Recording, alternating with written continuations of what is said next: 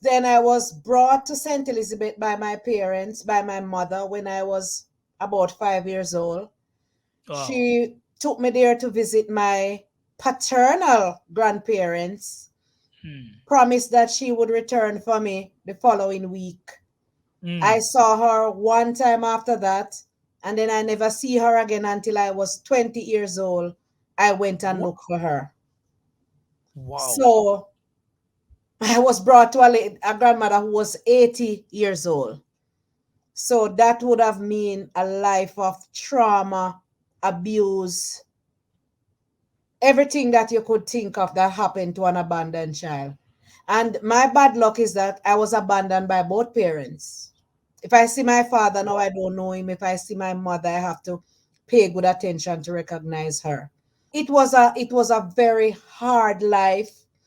Um, being raped at the age of 13, 14, thereabout, by somebody who you would consider a family member who Hmm. would have helped to nurture me.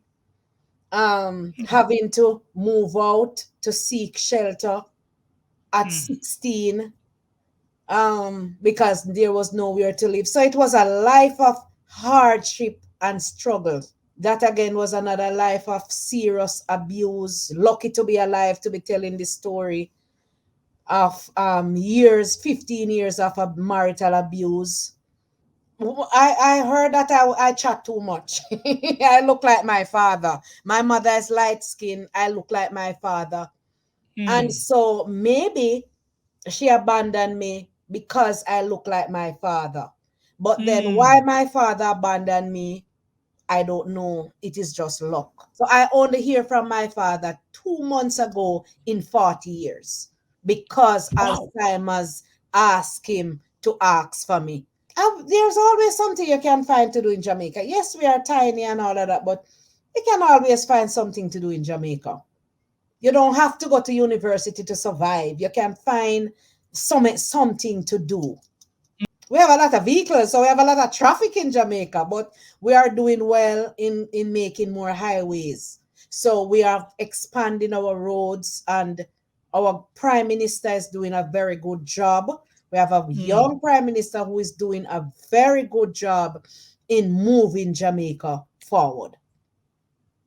Why did you decide to move to Canada? Because you are working at the security service. I mean, for all these years, 9 years. Finally, what happened? I need a change. I Hmm. need a change, Change? and I Hmm. always tell persons that I want to retire in a first Hmm. world country. Hmm. So I needed a change. And so when the opportunity comes for me to come to Canada to study, Hmm. I make Hmm. use of it. So I wanted to change. And as human being, we change, we grow, we travel, we move. Hmm. And so, and I was in a job as well that I was very unhappy. Jamaica workplace can be very toxic. Jamaica workplace can be very unprofessional, can be very toxic. Hmm. And so I was at a stage in life in that organization that I was not happy. Hmm.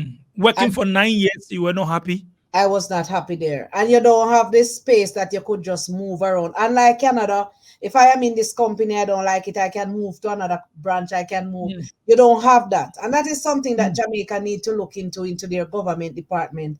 I was going to work one morning when I was hitting my face. Many of us were Hmm. walking on it, and it's only me with my skin color was hit.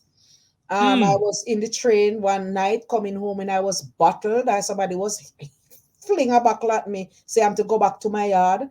I was, and then when you go to shop, when you go to buy, they walk up and down behind you and watch you and see you as thieves. I went to one of the LBO liquor store, and I had to go to the supervisor and ask if he could ask the securities to stop, walk up and down and watch me. So they walk up and down and watch you right around the place to see if you are stealing anything.